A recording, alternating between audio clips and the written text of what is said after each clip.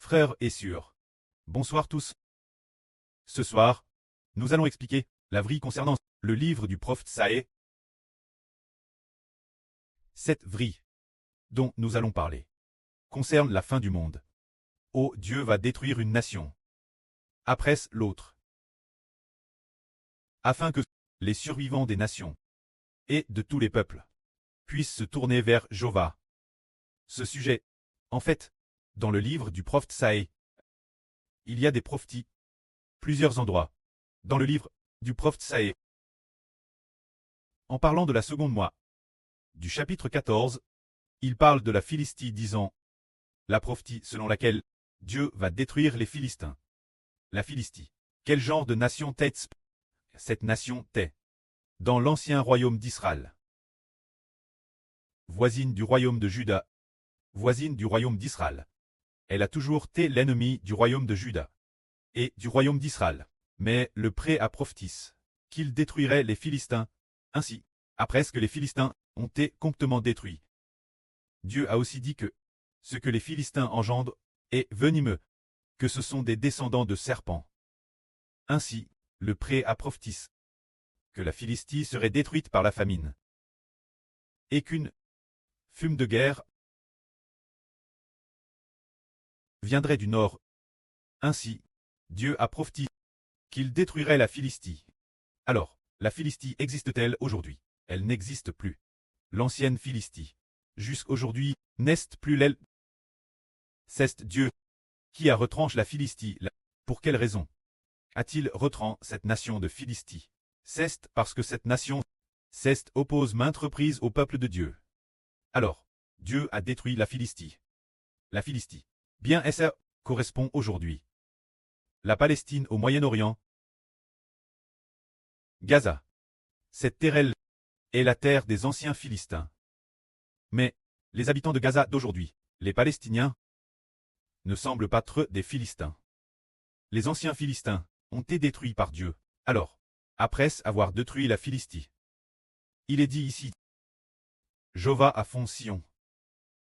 Et les malheureux de son peuple, trouveront un refuge, c'est-à-dire que Dieu va détruire toutes les nations et tous les peuples.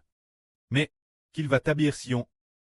La Sion ici, c'est le royaume céleste. Il veut établir le royaume de Dieu. Plus loin, dans le livre d'Esaïe, au chapitre 15, il est prophétise. Dieu va détruire Moab. Que Moab en une nuit. Ar de Moab. Et ravage, et détruite. En une nuit, Kir de Moab. Et ravage, et détruite. Alors aujourd'hui, quand nous parlons de cette nation de Moab, sur la carte du monde, bien que sa terre soit toujours l'aile, mais le pays de Moab n'existe plus. Le régime de Moab a été détruit depuis longtemps, bien que la terre demeure, mais dans l'Antiquité, l'époque du prophète Saé. Bien que Moab ait été une nation puissante, aujourd'hui, on ne la voit plus du tout. Cela accomplit précisément ce que Dieu a prophétisé par le prophète. En une nuit, Ar de Moab est frappée et détruite. En une nuit, Kir de Moab est ravage et détruite. C'est ainsi que Dieu a détruit Moab, notre époque. Personne n'a entendu parler d'une nation appelée Moab. Dieu a depuis longtemps détruit Moab. Ce moment-là, le pré a de nouveau prophétisé que certains viendraient chercher le royaume de Dieu. Chercher Jéhovah. Comme il est dit ici. Un trône sera établi dans l'amour fidèle. Et l'une d'eux sigera avec fidélité. Dans l'attente de David, rendant la justice, recherchant le droit, et prompt faire ce qui est juste. C'est dire qu'il y en a un appel. Il y en a un qui s'assiera sur le traîneau du serviteur de Dieu, David. Alors qui est celui-ci? Il est dit ici, un trône sera établi dans l'amour fidèle. Cela signifie que Dieu donnera un trône toute l'humanité. Pour qu'un fils sige, ce fils-là, le fils assis sur ce qu'on appelle le trône de David, est l'enfant du livre de l'Apocalypse. Alors quant au pré-céleste, il va détruire massivement la Philistie antique, Moab. Alors aujourd'hui, la Philistie, la nation qu'elle préfigure, la nation préfigure par Moab, sera également détruite. Ce moment-là, ensuite, Dieu a encore prophétisé qu'il détruirait une troisième nation. Cette nation s'appelle la Syrie Aram. Aram, c'est Damas aujourd'hui. C'est dire. Il y a un pays appelé Damas, qui était autrefois Aram. C'est la prophétie de Dieu, de détruire Aram, et il est dit ici, voici. Damas va être supprimée. Elle ne sera plus une ville. Elle deviendra un tas de ruines. Dieu a prophétisé qu'il détruirait Damas, détruirait Aram. Alors, bien qu'aujourd'hui Damas soit toujours l'aile, mais les choses ont changé. Il n'y a plus de pays appelé Aram. Le pays d'Aram, dans l'Antiquité, à l'époque du prophète Saé, était une grande nation. Mais pourquoi Dieu a-t-il voulu détruire Aram? C'est parce que l'Aram avait attaqué Israël. Donc, Dieu se souvient de ce pays, de la haine d'avoir attaqué son peuple. Alors, Dieu a détruit l'Aram. C'est pourquoi, très récent, ce territoire d'Aram, sur la terre, ne se trouve plus.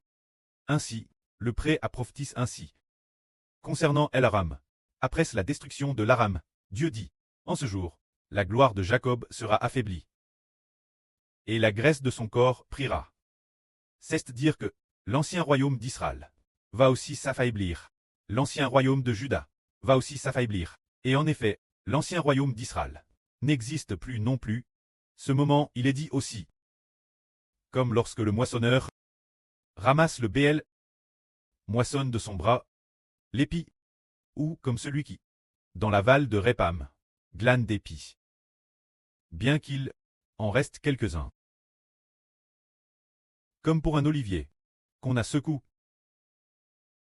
tout en haut, il ne reste que 2 ou 3 fruits. Sur ce qui était les branches fertiles, il ne reste que 5 ou 6 fruits. C'est ce que dit le Dieu d'Israël. Éternel, ici. Dieu prophétise aussi l'ancien royaume d'Israël et l'ancien royaume de Juda vont aussi très attaqués par Dieu. Dieu n'attaque pas seulement El Aram, la Philistie, ces nations comme Moab, il va aussi attaquer son peuple. Le royaume d'Israël, jusqu'à quel point? L'attaquer au point que le royaume d'Israël, Jacob et le royaume de Juda, soit comme lorsque l'on moissonne les récoltes. Par garde. Quand nous moissonnons les récoltes, il peut y avoir quelques pis tombent par terre, et puis, justement, comme ces quelques pis oublient. TRS, peu de gens. TRS, peu, ou encore comme un olivier. L'olivier, dont on a DJ, secoue les olives au sommet. Il reste peut-être 4 ou 5 fruits. C'est ce que Dieu prophétise. Dieu ne laisse de son peuple que cette quantité. C'est comme si l'on disait qu'au départ, le peuple de Dieu comptait peut-être 1 million, et que la fin, il n'en reste peut-être que 10 ou 40 ou 50 C'est dire, c'est ce que Dieu a expressément prophétisé. Mais pourquoi cela? C'est dire pourquoi. Dieu n'attaque pas seulement Damas, n'attaque pas seulement l'Aram, n'attaque pas seulement la Philistie, mais attaque aussi Moab. Cette phrase, nous pouvons tous la comprendre. Attaquer les nations païennes, nous pouvons tous le comprendre. Les nations païennes parce que elles ne sont pas le peuple de Dieu. Mais pourquoi Dieu doit-il, madame, détruire son propre peuple? Les anciens Israélites, également, pour ne laisser d'eux que ce qui ressemble. Des olives sur un arbre, après ce qu'il a été secoué, ne laissant que 4 ou 5 fruits, aussi peu nombreux. C'est pour cette raison.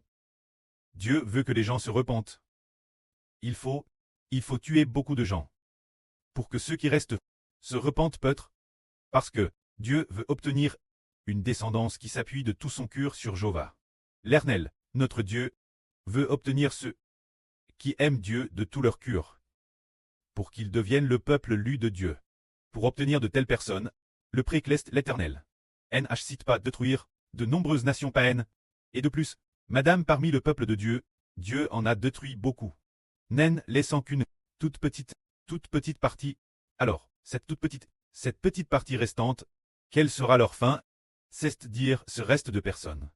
Par exemple, si l'ancien Israël comptait 1 million de personnes, et que Dieu en a détruit beaucoup, pour ne laisser que 30 ou 50 000, ou madame seulement 10 000 personnes, alors, ces 10 000 survivants, leur cœur pourra enfin se tourner vers Jéhovah. Ensuite, Dieu dit ceci.